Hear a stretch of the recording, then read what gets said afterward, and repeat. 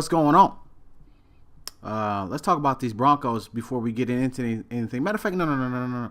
No disrespect. Let me start off the right way. Y'all know. Let me shout out everybody in the grid, the whole squad. Grid squad official. That's what we do. You know, everybody in NBL. Them dudes they're putting it in work right now. They're really killing it out here. All right, the best to be doing it right now. There's no competition. Other folks got to really step it up, and I've had guys come to me from other leagues trying to recruit me, and I'm just like, I can't play in your league. Your league doesn't have the same community, the same structure. So if you want to be the best, you just gotta, you gotta work. You just can't go recruiting on everybody. Anyway, I want to also shout out our admins. Let's get them love. NBL and Grid alike. Them guys all put in a lot of work. The guys doing all the talk shows. Hey, bring me on there. All right. I'm from Queens. I'm not Stephen A. Smith though. All right. I like to debate. But anyway, let's go ahead and let's get into our season. These Broncos, man, we really didn't stand up the way we were supposed to. We were supposed to show out this season. I feel like we started off really hurt with the injury bug. I mean, a lot of injuries. Our top 3 draft pick all hurt. Our starting quarterback hurt. We came into the season just looking like a mash unit, but we tried. We played our asses off. Not much you can do in that situation. No excuses though. I still got players. We ain't got no bums. I mean, when you think about it, you gotta get deeper. A good friend of mine told me once before when we speak in real football, he was like, look, the best teams get deeper. He was like, Jug, look, think about it. You lose one, you replace it, let's go. Even if you got a superstar, you got to replace him, let's go. This year's Denver Broncos in the grid, we looking a little bit like my favorite team. Yeah, the Giants. We losing top receivers. We're losing quarterback. We're losing everything. We're still just trying to fight. We may end up with a better record than my Giants end up with in this season, but, that's another story. We finished 6-10, man. That was hard. Our defense some games will stand up and be ready. Our defense some games will look like we were a JV team out there. Von Miller, he was on that pony this season. He was doing his thing and then just fell off. I didn't want to use him a lot. It just didn't feel right. I try to help some of the weaker spots in our defense, and it just didn't work out.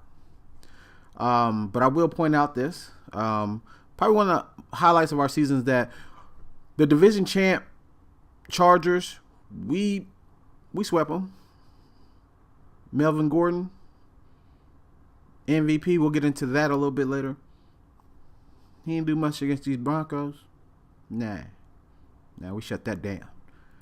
Homeboy looked like he was running with a weight vest on. He couldn't handle this. Okay. Another highlight from our season, honestly, I always point out if we play the eventual Super Bowl champions, and especially if we competed. Shout out to, since the Super Bowl's been played, everything's been done. We're heading over to the offseason. Let me shout out to the 2 teams that played in the Super Bowl. The Bears and the Browns. Bear down, brown down, whatever you want to call it. These guys balled, okay? They balled all season long. The Browns, they came up winning. I mean, yeah. I got a real life cousin on that team. Won't put that out there, but you know what I'm saying? Like, they really did their thing. And winning the Super Bowl 19-13. In my eyes, Myles Garrett was the MVP. 3.5 sacks. About six tackles for loss. I mean, you gotta give that man pressure, to beat him, over there with the Bears. So, if you don't have pressure, then you don't have nothing against him. And I think that's what helped turn the tide. Myles Garrett had a similar game against us. I mean, he had 2.5 sacks. I think 5 tackles for loss against the Broncos. And, we still hung in there because we were used to getting our tails sacked all the time. That was nothing new to us. The final of that game was sorry. I mean, we couldn't score on offense. 3 for the Broncos, 14 for the Browns, which was the second lowest total they had all season. So our defense stood up that game. They showed what we play. They showed we out there. We no punks. I mean, maybe sometimes. Yeah, a lot of times. I mean, 10 times this season.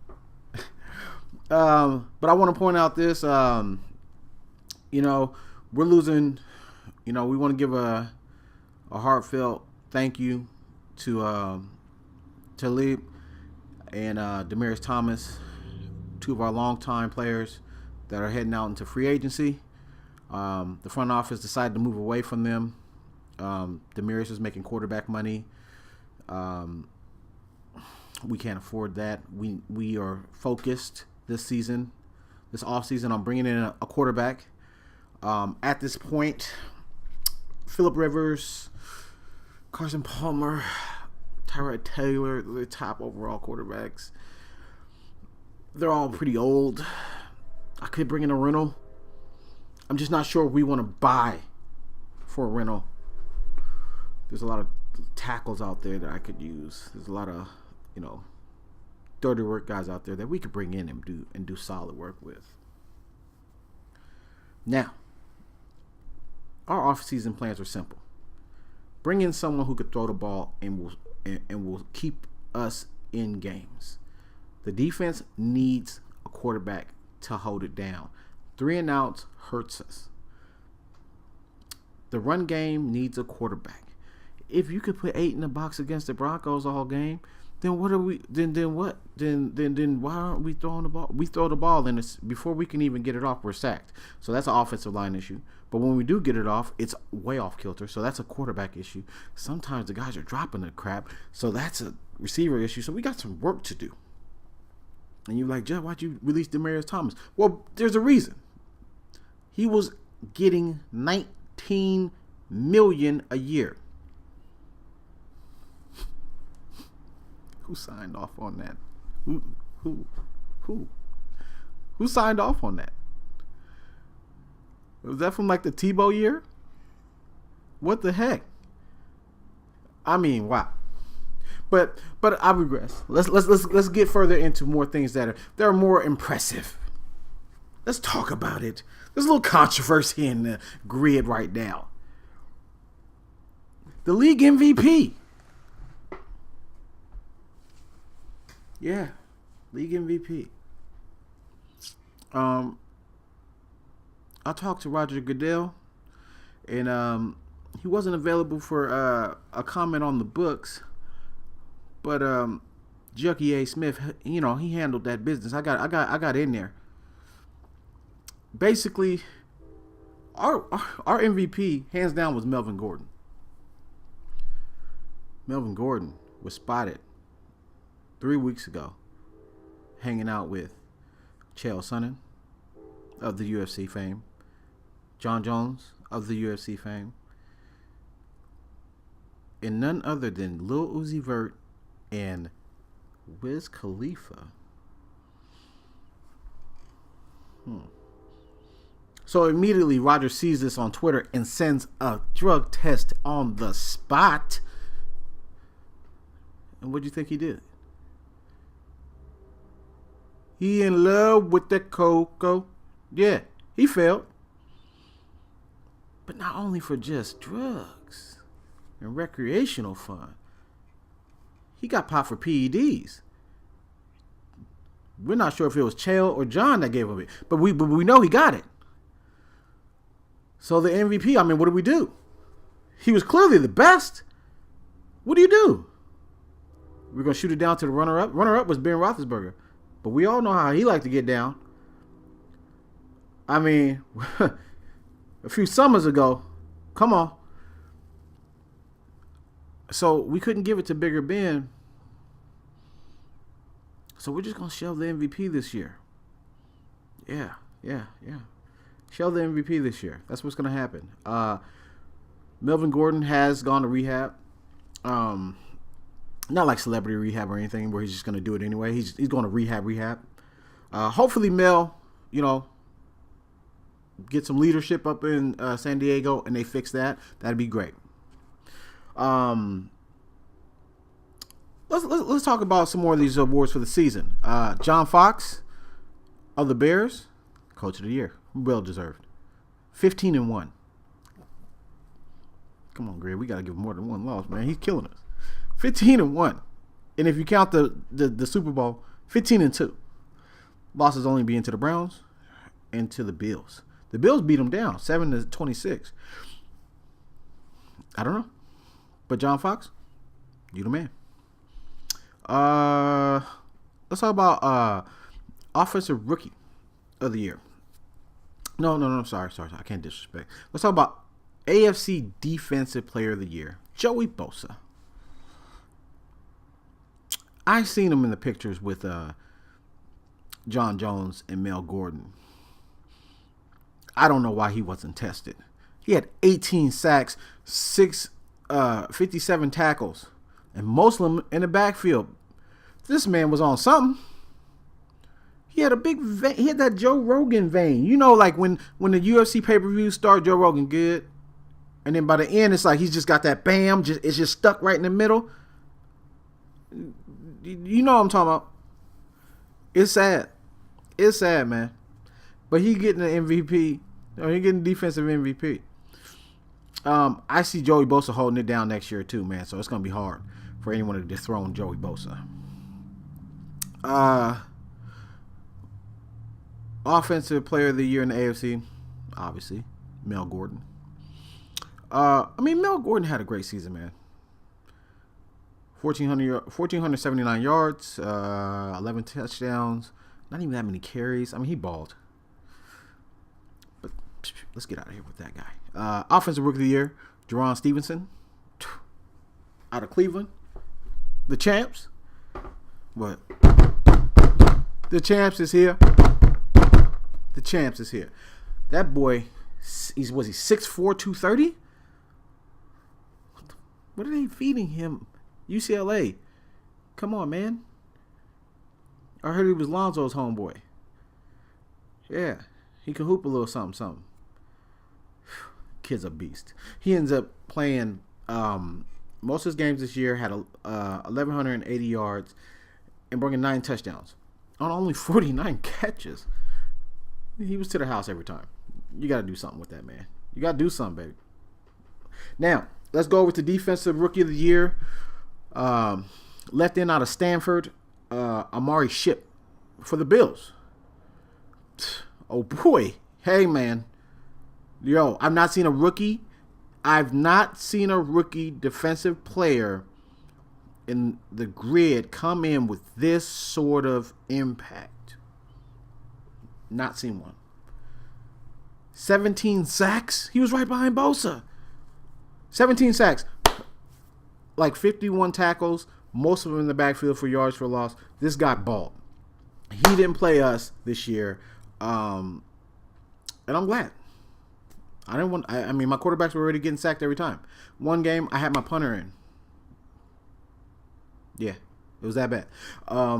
Just injuries. It was injuries. Crazy. But, yeah, man, he balled out. Can't say much more than that. Then we're going to look over at the NFC Offensive Player of the Year, Todd Gurley. That boy Gurley ball. He had 14 touchdowns this year, around just over 1,000 yards. Gurley was the truth until he played until he played Denver. We were expecting a little bit more out of Gurley. It was like a womp womp. Gurley could have been MVP. He had a good game against us. He had 11 carries for 47 yards and 1 touchdown. Who's this dude? Not the guy I see that had over 1,000 yards. But you know what? Much respect to Todd Gurley. I think his offensive line was a little sick that day. Defensive Player of the Year, Devon Kennard from the runner-up Bears. The Bears. Let's be honest, man. The dude had, he had like 60 tackles. What was it? Let me look at my notes. Excuse me. He had 60 tackles, a bunch of sacks, 3 interceptions. Dude was balling. He was all over the place. He was a player, left outside linebacker that did his job and did it the best at the highest level. Congratulations to him. Let's head over to Offensive Rookie of the Year from the NFC. I think it was David Brazil from the 49ers. Out of Michigan State. What you guys don't know about Jug, I don't really mess with Michigan State. I'm not like a Draymond Green fan. I'm not really, don't even like Magic Johnson. Nah. I was recruited to Michigan, like real life stuff. Jug could play a little something. Where am I don't know. Letters gone. I'm old now, so they ain't here no more. But yeah, he came and played Denver too. He balled. He had 22 attempts on 100 yards and 1 touchdown. He did what he had to do to get the win. He ended up having about 1,400 yards himself. He did great. Not as many touchdowns as Gurley or Mel Gordon, but the rookie did great. He was definitely deserving, so I think he'll lead the league in rushing next year. Defensive Rookie of the Year out of Detroit. I used to call myself the Simba Lions. We was the baby Lions back in the day, but this dude, he's balling. He had 93 tackles, 4 interceptions, 4.5 sacks out of the middle linebacker position, Antoine Knight from Tennessee. The boy balled. I mean, plain and simple. Can't really do much about it. What are you supposed to do? The kid can play. Okay? Will he be this good next year? We shall see. And with that said, we're going to wrap this thing up. We're running a little long. Shout out to our sponsors for the NBL, Web3KS. You know what I'm saying? Show them some love, people. Follow the Grid at Grid with a capital G, NBL on Twitter. And follow Bomber League, man, at Bomber League on Twitter. Plain and simple. Follow your boy at Grid, capital G, Squad, capital S, Bronco, capital B. We'll be on there. We're on the climb to top 5. You understand, people? We're not messing around. Okay? Climb the top 5. If I'm not in it, then who is? We're getting in there, baby. Also, I'm gonna be trying to have a new hat every pod if I can. I think I'm gonna order me a NBL hat, but I needed like Dipset size. I needed like a size 8.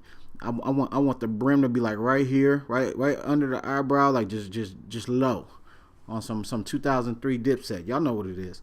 I'm gonna get a do-rag and just hide it under there. It's gonna be crazy.